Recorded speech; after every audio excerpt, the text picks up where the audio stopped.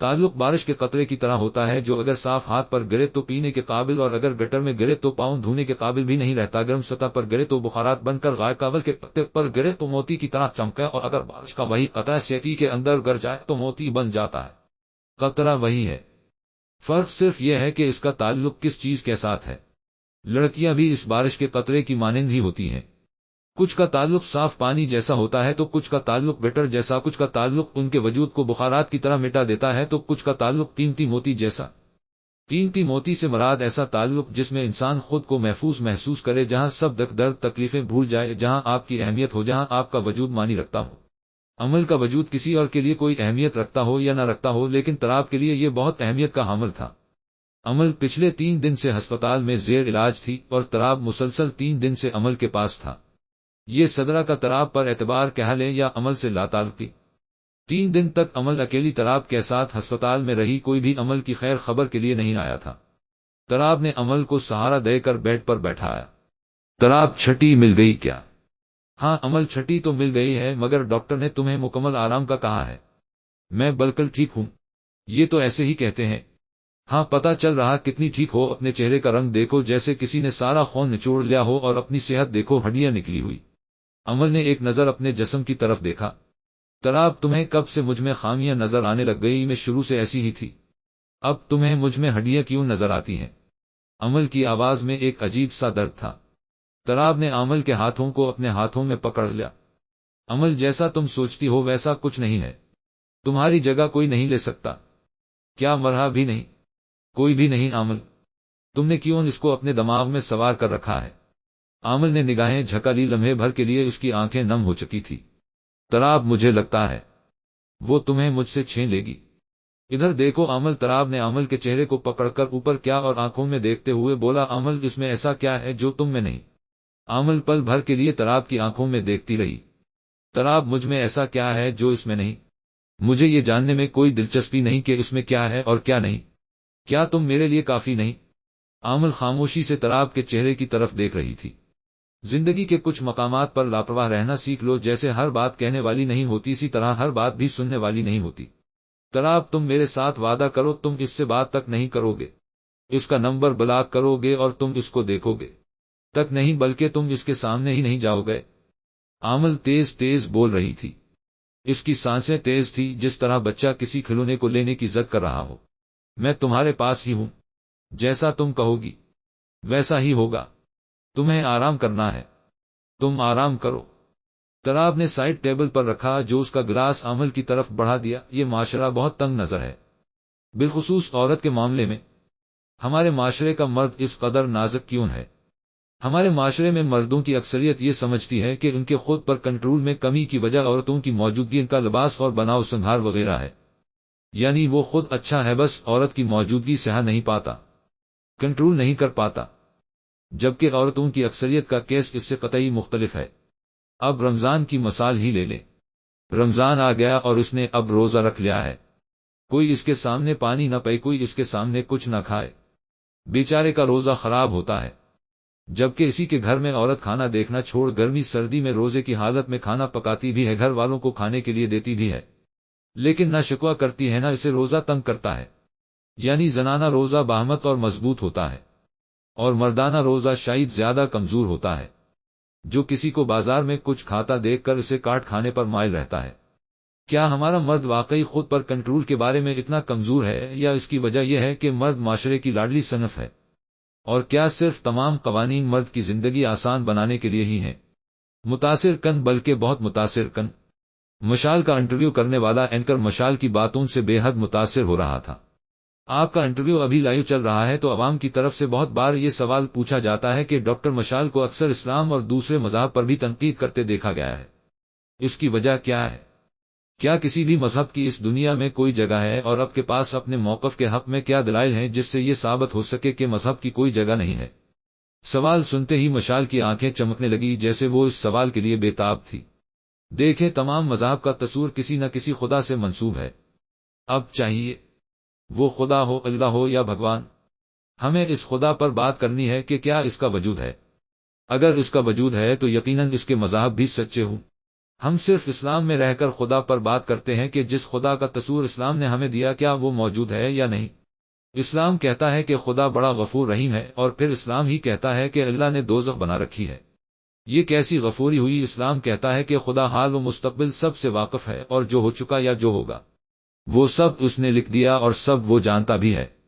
مطلب اسلامی نظریے کے مطابق میں کیا کروں گی، کیا کھاؤں گی، سب لکھا ہوا ہے۔ تو جب سب لکھا ہوا ہے تو پھر ہمیں دین پر چلنے کی تلقین کیسی؟ جب خدا نے لکھ ہی دیا کہ میں ساری عمر کافر رہوں گی تو پھر مجھے دنیا میں بھیجا ہی کیوں؟ اور جو میں کر رہی ہوں یہ سب اس کا لکھا ہوا ہے، تو پھر اس کا مطلب یہ ہوا کہ میں کافر اپنی مرضی سے نہیں، مجھے کافر خدا نے بنایا تاکہ مجھے دوزخ میں پھینک سکے۔ مطلب یہ کیا لاجک ہے؟ اس نے جان بوجھ کر مجھے کافر پیدا کیا، کیونکہ اسلام تو یہی عقیدہ رکھتا ہے نہ کہ سب اللہ کی مرضی سے ہے۔ اس نے مجھے خود کافر پیدا کیا اور پھر اپنی دوسری مخلوق کو ہی حکم دے دیا کہ کافر کو دوست نہ رکھو، اس کو مار دو، یعنی مجھے پیدا ہی مروانے کے لیے۔ کیا اگر خدا کو اتنا ہی شوق تھا تو مجھے مسلمان پیدا کیوں نہیں کیا؟ دوسری بات، خدا نے انسان کو دیا ہی کیا؟ جہاز کس پیغمبر یا مولوی نے بنایا؟ بجلی کس پیغمبر یا مولوی نے بنائی؟ موبائل کس نے بنایا؟ یہ سب تو وہ لوگ کر رہے ہیں جو خدا کو مانتے ہی نہیں۔ اب دیکھیں، سائنسدانوں نے خود لیب میں گوشت تیار کر لیا ہے، اب آپ اس گوشت کو حرام کہیں گے یا حلال؟ چارلس ڈارون نے آج سے 200 سال پہلے نظریہ ارتقاء پیش کیا تھا، اور یہ ثابت کیا تھا کہ آج کا انسان بندروں کی ارتقاء شدہ شکل ہے۔ زمین پر زندگی کا آغاز پانی میں موجود ایک بیکٹیریا سے ہوا، اس سے مچھلی بنی، پھر اس سے ہی دوسرے جاندار بنتے گئے، یعنی جیسے جیسے ماحول اور حالات بدلتے گئے جانداروں نے اس ماحول کے مطابق رہنا سیکھ لیا۔ پہلے زرافہ کی گردن لمبی نہیں، مگر جب درخت اونچے ہوتے گئے تو زرافوں کے جسم میں خود بخود تبدیلیاں پیدا ہوتی گئی۔ اس کو آپ اس مثال سے سمجھ سکتے ہیں کہ اگر آپ کسی بدبودار جگہ پر رکے تو کچھ دیر تو آپ کو بدبو محسوس ہوگی، مگر کچھ دیر کے بعد آپ کو وہ بدبو محسوس ہونا بند ہو جائے گی، کیونکہ آپ کا جسم خود بخود اپنے آپ کو اس ماحول میں ڈھال لیتا ہے۔ جسم میں ارتقاء کا عمل پیدا ہوتا ہے۔ اسی طرح آج کا انسان بھی ارتقاء کرتے ہوئے یہاں تک پہنچا۔ پانی میں موجود بیکٹیریا سے مچھلی پیدا ہوئی، جس کی کچھ نسلوں میں ماحولیاتی تبدیلیوں کی وجہ سے ارتقاء پیدا ہوا اور زمین پر رینگنے والے جانور بنے، اور پھر اس سے 4 ٹانگوں والے جانور بنے، اور پھر 2 ٹانگوں والے، اور اس طرح چلتے چلتے آج کا انسان وجود میں آیا۔ اور یہ عمل بہت آہستگی سے چلا، اور لاکھوں سال بعد آج کا انسان وجود میں آیا۔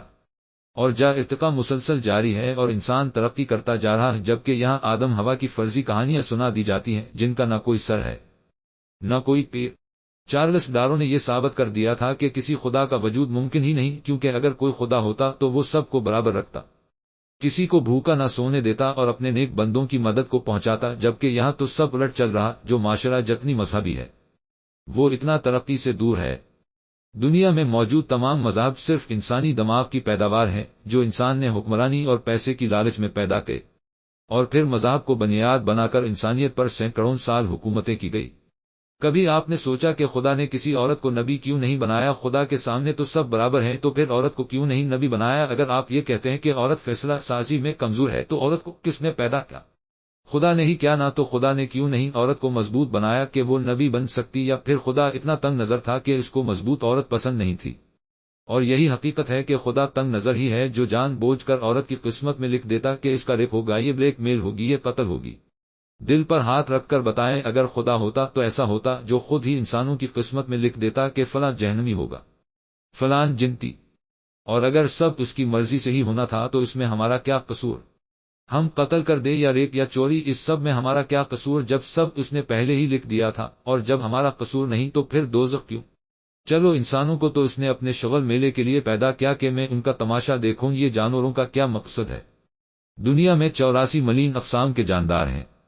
84 ملین کا مطلب ہے 8 کروڑ 40 لاکھ، اور سائنس کہتی ہے کہ ابھی صرف 20% ہی دریافت ہو پائے ہیں، یعنی کہ اصل تعداد اس سے بھی 4 گنا ہے۔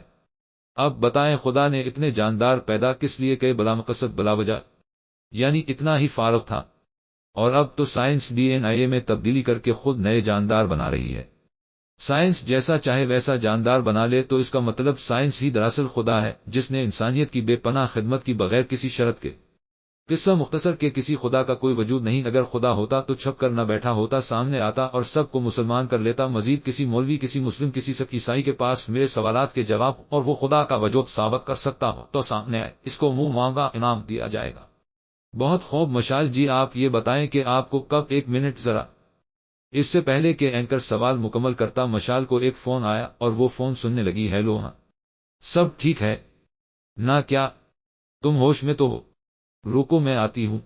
کبھی کبھی انسان کے چھوٹے چھوٹے جھوٹ انسان کو اتنا دور لے جاتے ہیں جہاں سے واپسی تقریباً ناممکن ہو جاتی ہے۔ مشال کا اپنے فائدہ کے لیے عائشہ کو استعمال کرنا عائشہ کو اتنی دور لے آیا تھا جہاں سے واپسی ناممکن تھی۔ نہ تو عائشہ جنسی ہراسگی کا کوئی ثبوت پیش کر سکتی تھی اور نہ ہی اس بات کا اقرار کر سکتی تھی کہ اس نے جھوٹ بول کر ایک استاد کی پوری زندگی خراب کر دی۔ وہی ہوا جو ان حالات میں ہوتا ہے۔ عائشہ نے تیسری منزل سے چھلانگ لگا کر خودکشی کر لی تھی۔ تراب، جس طرح کی عمل کی حالت تم نے بتائی ہے، عین ممکن ہے کہ وہ پاگل ہو جائے، تو بہتر یہی ہے کہ تم اسے کسی ایسی جگہ بھیج دو جہاں صدرہ یا مرہا موجود نہ ہوں۔ عادل دیوار کے ساتھ ٹیک لگائے پریشان تراب کے کندھے پر ہاتھ رکھتے ہوئے بولا، مگر کہاں؟ جب اس کے ماں باپ کو پتا چلے گا کہ وہ 3 دن سے میرے ساتھ ہے تو کیا وہ اس کو قبول کریں گے؟ تم جانتے تو ہو کہ اس کے ماں باپ کی ہمارے ساتھ ذرا نہیں بنتی۔ تراب گہرائی سوچ میں مبتلا پریشان کھڑا تھا۔ ہم اس کو اس کی بہن کاول کی طرف بھی تو بھیج سکتے، وہ تو سب جانتی ہی ہے۔ نہ نہیں یار، وہ بھی صرف نام کی ہی بہن ہے۔ وہ اپنے دیوار سے اس کی شادی کروانا چاہتی، وہاں جائے گی تو وہ اور ہی پٹیاں پڑھا دے گی اور عامل کو مزید پاگل کر دے گی۔ ایسا کرو اپنی خالہ کی طرف بھیج دو، وہ عامل کی بھی تو خالہ ہی ہے۔ اب کب تک ہم چوری یہاں روکیں گے؟ یہ بات زیادہ دن نہیں چھپ سکتی، ایک نہ ایک دن تمہارے گھر تک بھی پہنچ جائے گی، اور تم کب تک صدرہ یا مرہا کو یہ بات بتانے سے روک سکتے ہو؟ ویسے بھی تمہارے ماموں بھی دوسرے شہر سے آنے والے ہیں۔ اس کے آنے سے پہلے عامل کو یا تو واپس ان کے گھر چھوڑ دو یا خالہ کی طرف۔ یار وہاں بھیج تو سکتے ہیں، مگر ان کے حالات ایسے نہیں کہ وہاں کوئی مہمان رہ سکے، مطلب جوائنٹ فیملی ہے، پہلے ہی اتنے لوگ ہیں، جبکہ عامل کو پرسکون ماحول چاہیے۔ تراب نے ایک نظر دروازے سے اندر عامل کو دیکھا جو اب سو چکی تھی، جو بھی کرنا ہے تراب جلدی کرنا ہوگا۔ یاد رکھو، محبت وہی حقیقی ہوتی جس میں عزت کا خیال رکھا جائے۔ اگر یہ بات نکلی تو عامل کی عزت پر بہت بڑا داغ لگ جائے گا۔ کون یقین کرے گا کہ ہم عامل کو یہاں صرف علاج کے لیے لائے تھے؟ تراب دروازے کے ساتھ ہی ٹیک لگا کر زمین پر بیٹھ چکا تھا۔